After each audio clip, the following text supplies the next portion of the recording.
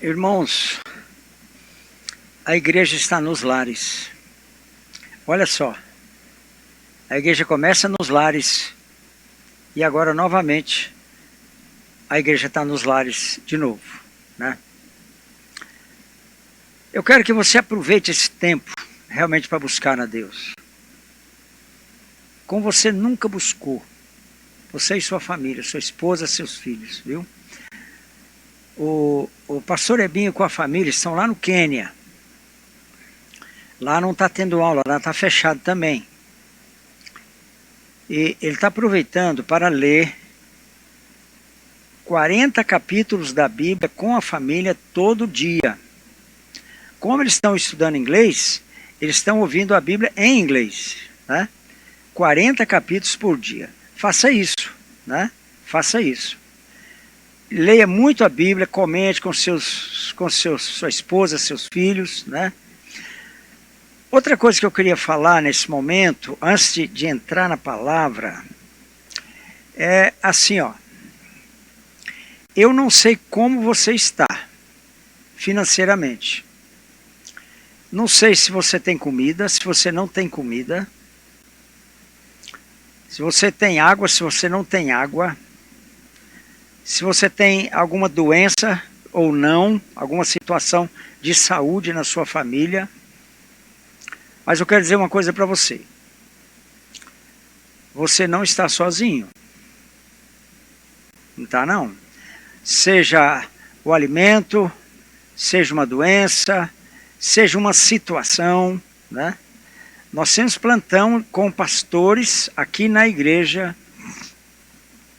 das 8 da manhã às 18 horas. Então, entre em contato, telefona, dá um pulo até aqui, entendeu? Nós queremos viver a sua situação com você. Seja ela de alegria ou talvez de alguma tristeza. Nós queremos viver a situação que você está vivendo, nós queremos viver com você, tá? Basta você telefonar, tem pastor de plantão aqui o dia inteiro, 8 da manhã às 18 horas. Sempre terá um pastor aqui de plantão, tá bom? Queremos, como eu disse, compartilhar as suas alegrias ou as suas dores, tá bom? Deus abençoe vocês. Pode ser até que você precise de uma visita. Um pastor irá até lá. Se você precisa de uma visita, você vai receber essa visita por um dos nossos pastores ou um dos nossos obreiros, né? Agora, eu quero falar aos líderes dos grupos de acolhimento. Você precisa estar bem por dentro da situação dos membros do seu grupo. Dá uma passada lá, conversa com eles, né? Ouça. Eles têm seu WhatsApp, né? É importante que você tenha o conhecimento e participe. Que pode ser que muitas situações que alguma família no seu grupo de acolhimento está passando, que você pode resolver. Você pode tomar conhecimento. Se for comida, vamos fazer uma cesta básica, vamos procurar uma maneira de resolver. Mas você deve ir na frente. Tem pastor de plantão. Mas antes dos pastores, fica você, que está mais próximo do grupo, das famílias, e você sabe muito bem o que fazer para resolver as situações. Se for preciso, vem cá o líder da família, alguma coisa, telefona. Nós também estamos prontos, de qualquer maneira, em ajudar aqueles que estão eventualmente passando por alguma situação difícil, tá bom? Eu queria deixar essa palavra com vocês. A outra coisa antes da palavra é a ceia. Hoje é dia 1º do mês, né? Então, normalmente tem aqui ceia domingo, né? Eu não conversei aqui com os líderes para ver como fica a ceia no domingo, né? Na sua casa, né? Mas nós somos 2 ceias por mês. Uma vai ser dirigida daqui, da igreja. Eu não sei se eu vou estar aqui, mas se eu não estiver, vai ter um dos nossos pastores, pastor Wagner, pastor Wender, algum dos pastores vai estar aqui dirigindo a ceia para vocês, né? No próximo domingo, que é o primeiro domingo do mês. Hoje é dia 1º, né? Só que aí a ceia nos lares será feita pelo líder do grupo de acolhimento, a ceia nos lares, contanto que nunca passe de 10 pessoas. Lá, de preferência todo mundo usando máscara, longe um do outro, né? Passa lisoforme na casa, que boa, limpa bem a casa, desinfeta a casa primeiro, depois promove a ceia com a sua família ou mais uma família, mas nunca além de 10 pessoas juntas, tá bom? Então, mais uma palavra de orientação à igreja sobre a ceia. Agora, eu quero continuar, é a terceira palavra que eu estou dando, e o tema é mover em busca da herança. Já dei 2 palavras. A última coisa que eu falei foi sobre a experiência de Moisés, né? Estou falando do número 3, vou continuar falando ainda hoje, um pouco sobre o número 3, né? Moisés, quando ele completou 40 anos, né? Ele achou que podia libertar o povo, né? Que ele já tinha força suficiente, até talvez força política, força armada, alguma coisa para libertar o povo, né? Só que não deu nada certo. Aí Deus mandou ele para o deserto, lá ele casou, ficou lá 40 anos. Então, primeiros 40 anos, primeira fase da vida dele. Ficou no deserto 40 anos, segunda fase. Depois, quando ele completa 80 anos, ele está maduro para libertar o povo. Entendeu? E agora ele está maduro para libertar o povo. Agora ele vai libertar o povo, já com 80 anos. E ele fica nesse processo mais 40 anos. Né? Então, nesse terceiro 40 anos, primeira, força natural. Segunda fase, ele vai entender que ele não pode nada. Ele já entendeu que quem faz é Deus, né? Ele aprendeu que quem faz é Deus, ele tem que orar, levantar o cajado, mas quem faz é Deus, né? E na terceira fase, agora ele vai libertar o povo. Então essa é a nossa vida. A sua vida tem 3 fases, né? Você nasce, morre, você nasce, vive e morre. 2 coisas. Nasce, vive e morre. Ou você nasce, morre e ressuscita. Você decide. Você nasce, vive e morre, ou nasce, morre e ressuscita. Sempre 3 fases. É nessa fase aqui, da ressurreição, que você vai cumprir o propósito de Deus na sua vida. Entendeu? Nessa fase aqui, ó, da ressurreição. Nasce, morre, né? Morre, a carne, claro, né? A alma, e ressuscita. Então é nessa vida de ressurreição que Moisés libertou o povo, tá? Então guarda esse conceito que eu estou deixando com vocês. Quando Deus chama Abraão para que ele matasse o filho dele, sacrificasse o filho dele. Leia comigo em Gênesis 22, verso 4, eu vou ler aqui. 22, 4. Ao terceiro dia, erguendo Abraão os olhos, viu o lugar, quer dizer, o monte, de longe. 1, 2, 3. Eu quero destacar para você a importância do número 3. A importância do terceiro dia. Do número 3, o terceiro dia. Né? Você nasce, você tem uma vida normal, e depois você tem uma maturidade na sua vida. Essa maturidade pode vir mais cedo ou mais tarde. Né?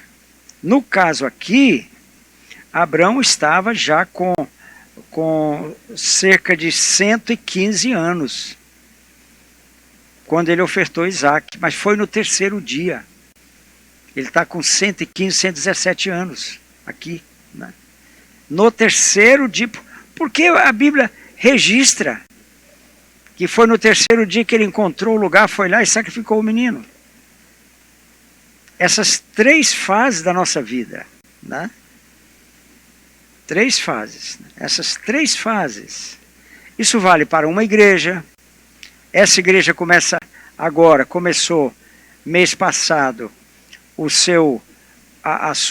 a igreja está com 3 anos, agora ela começa a sua maturidade, né? Com 3 anos começa então, de fato, o propósito de Deus se cumprir na vida da igreja, entendeu? Sempre 3, né? Terceiro dia sempre o número 3, né?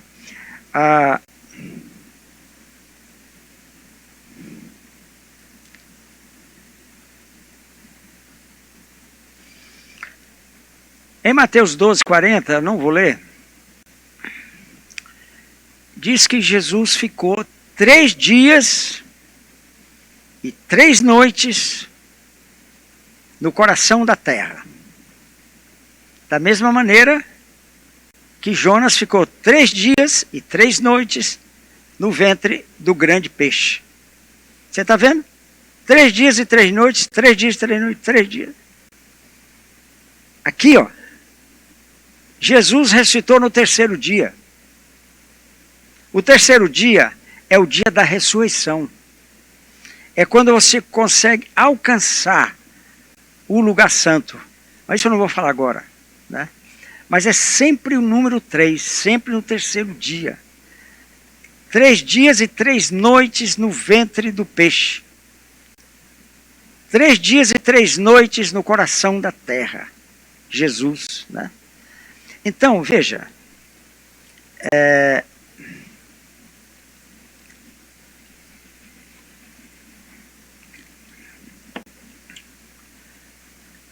outro dia nós podemos explicar isso numa aula, alguma coisa.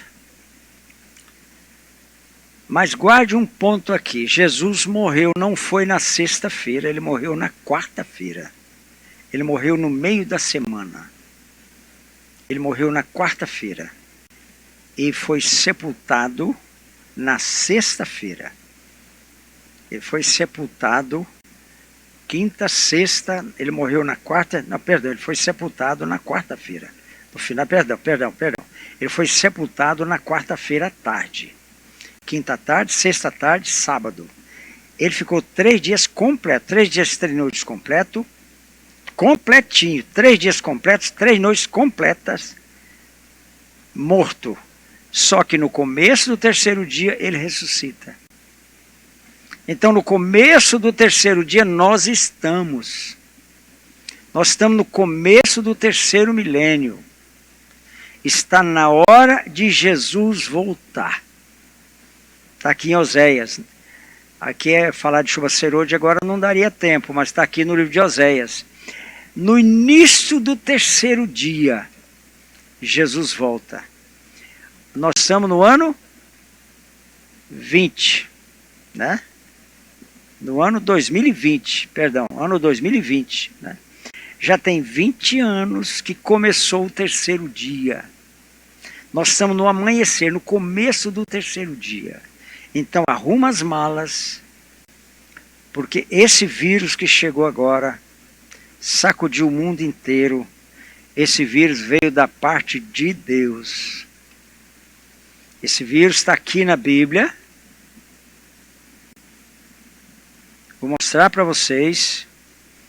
1 Tessalonicenses capítulo 4. Esse vírus está aqui. Capítulo 5. Verso 1. Irmãos, relativamente aos tempos e às épocas, não é necessário de que eu vos escreva. Escute, olhem para mim, irmãos. Os tempos e as épocas, nós temos que saber. Datas não, mas os tempos e as épocas. Olha o que Paulo continua falando. Pois vós mesmos estáis inteirados com precisão de que o dia do Senhor vem como ladrão de noite. Você não sabe. O tempo é agora. Exatamente agora. Quando, aqui no versículo 3 ele fala: quando andarem dizendo paz e segurança, eis que lhes sobrevirá repentina destruição. Olha aí, ó. Como vem as dores de parto a que está para dar à luz. Olha para mim, irmãos. Preste atenção no que eu estou falando. Olha. Primeiro, o dia do Senhor é do juízo de Deus. Chegou. Chegou. Quando andarem dizendo paz e segurança, eis que lhes sobrevirá repentina destruição. Esse vírus é a primeira contração nessa dor de parto. Esse vírus sacudiu em poucos dias o mundo todo. Isso é visivelmente, claramente, estou dizendo para vocês, com absoluta segurança, com absoluta certeza, é palavra de Deus para vocês agora. Esse vírus é a primeira contração da dor de parto. Então, é uma hora mais do que propícia para você se preparar. Por isso estou ensinando sobre isso. Para que você de fato esteja preparado para subir. Porque quem não estiver preparado fica aqui, não é?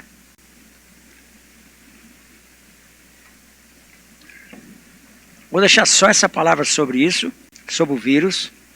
Oportunamente vamos falar mais, dar mais orientação a vocês sobre isso, né? Mas a palavra sobre o vírus é essa. Se você queria saber, aqui está a palavra sobre o vírus, né?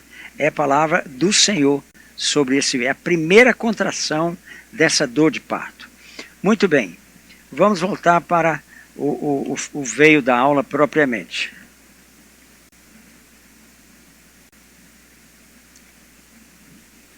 Hebreus 11.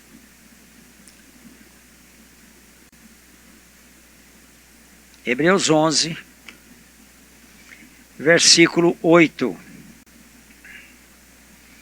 Pela fé, Abraão, quando chamado, obedeceu a fim de ir para um lugar que deve receber por herança e partiu sem saber aonde ia. Deixe-me fazer um rápido comentário com vocês sobre esse versículo aqui. Abraão recebeu uma palavra de Deus, levantou-se do seu lugar e partiu. Ele não levantou e ficou parado. Partiu para um lugar que devia receber por herança. Para um lugar que deveria receber por herança. Então, ele assim que recebeu a palavra de Deus sobre herança, ele foi embora. Ele não ficou mais no banco. Então, é hora de sair do banco e você cumprir o propósito de ser. Fala, mas eu estou aqui na minha casa, confinado. Ótimo. Você pode orar por uma nação que nunca ouviu falar de Jesus. Você pode entrar em oração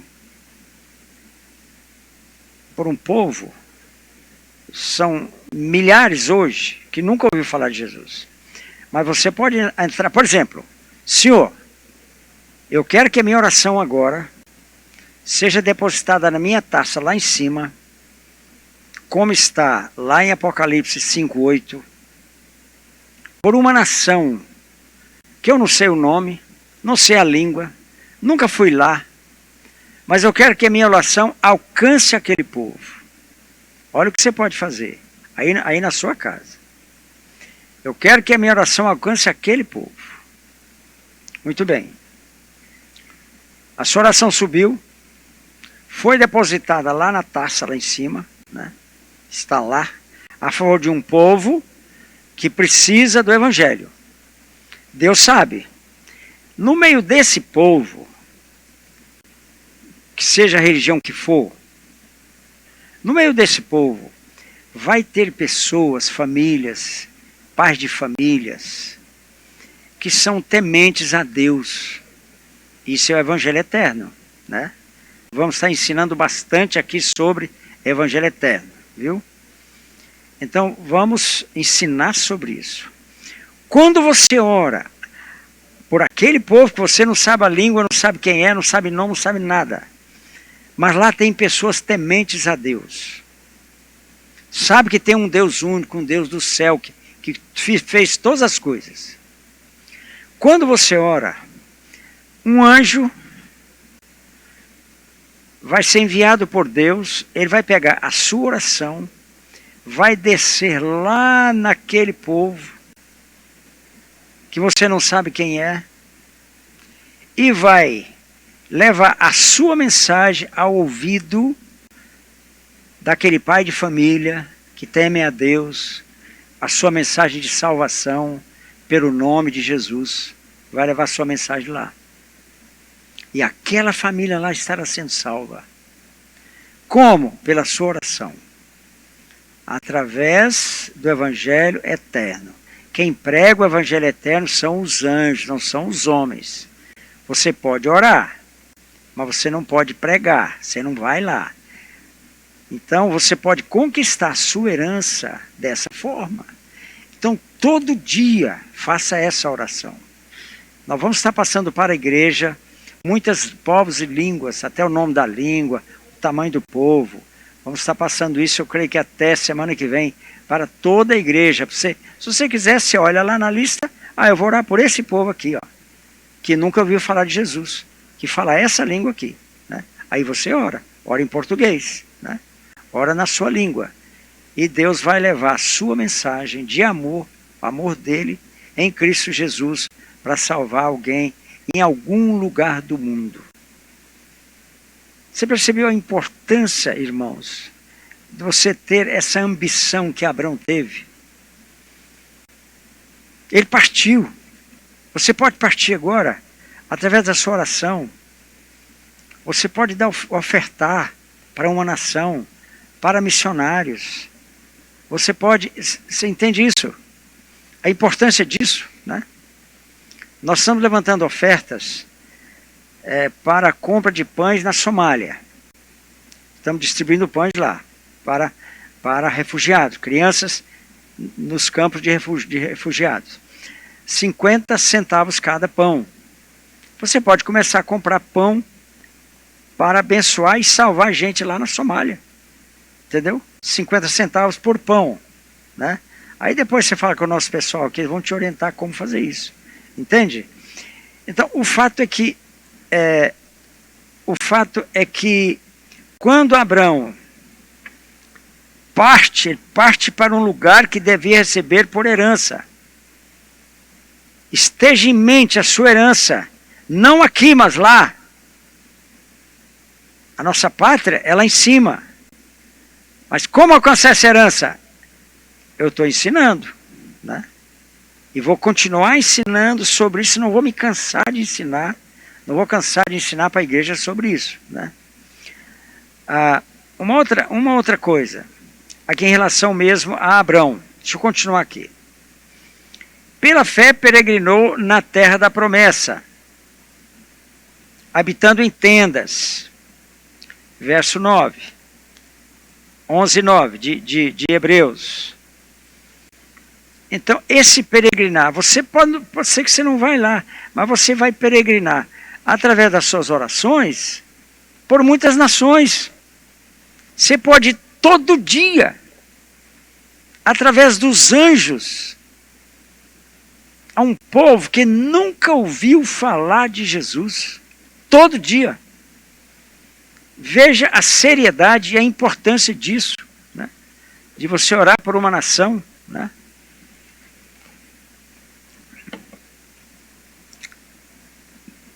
Em tendas com Isaac e Jacó, herdeiros da mesma promessa. Nós somos herdeiros de Abraão. Ele teve uma herança aqui e lá. Aqui e lá. Nós temos uma herança lá. Porque o povo dele vai ter uma herança aqui, os judeus. Nós, igreja, vamos ter uma herança lá em cima. Guarde esse conceito, né? Por que ele fazia isso? Porque aguardava a cidade que tem fundamentos, da qual Deus é o arquiteto e edificador. Por que ele buscou herança, irmãos? Porque ele partiu. Porque ele estava em busca de uma cidade celestial. Então, a nossa busca, ele partiu, né? Seja você o que você fizer, você é pastor, você é empresário, você é funcionário, você não sei o quê, não importa, tudo igual. Você é rico, você é um pouco mais pobre, não sei o quê, não importa. Você terá o mesmo lugar, porque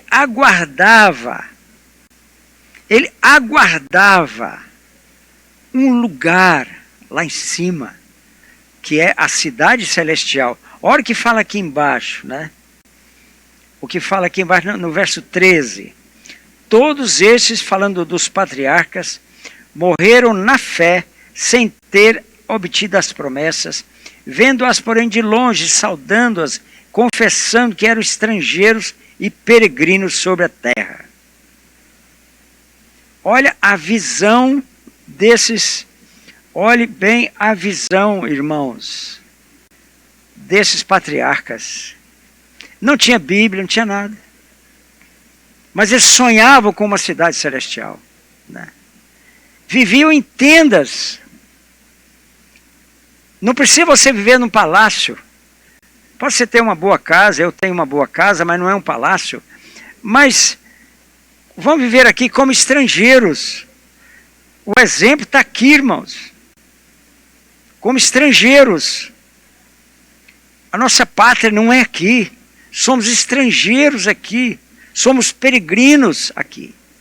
Então dê graças a Deus, porque você está confinado aí na sua casa. Eu também estou. Eu vim aqui hoje, deixei a minha casa, estou aqui na minha casa aqui de Montes Belos, que é a casa do Ledilson e da Juliana, né? Mas eu deixei a Lili lá, a Lili está machucada, ela quebrou o pé, estou cuidando dela esses dias, né? Mas eu creio que estarei vindo aqui toda semana para passar 1 ou 2 dias aqui com a igreja, com os líderes e tal, né? Então, irmãos, veja isso, veja o 14. Porque os que falam desse modo manifestam estar procurando uma pátria. Coisa mais linda, irmãos.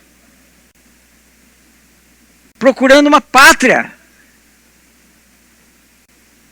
Nós estamos em busca dessa pátria lá em cima. Dê glória a Deus. Dê graças a Deus. Nós estamos em busca dessa pátria lá em cima. E para terminar esse pensamento e essa palavra, eu quero ler para vocês o versículo 16 de Hebreus 11. Mas agora aspiram a uma pátria superior, isto é, celestial. A nossa pátria ela é celestial. Aspirar.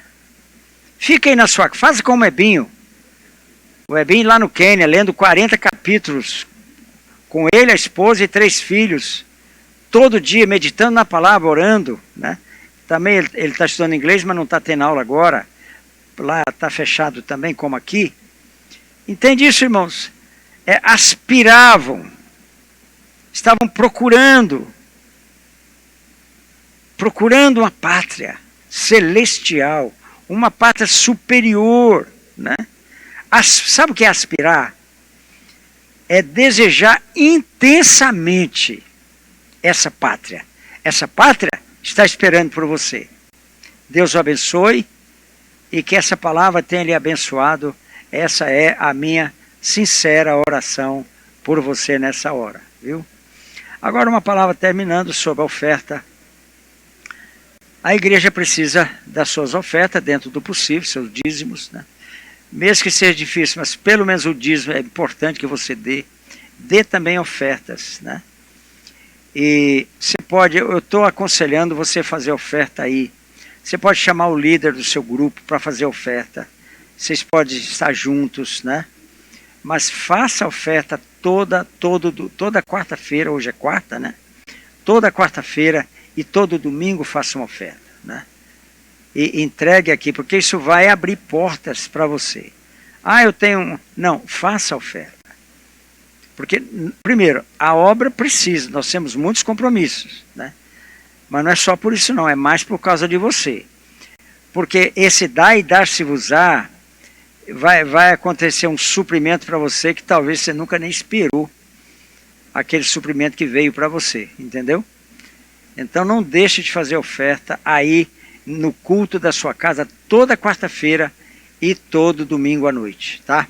Deus abençoe a sua vida.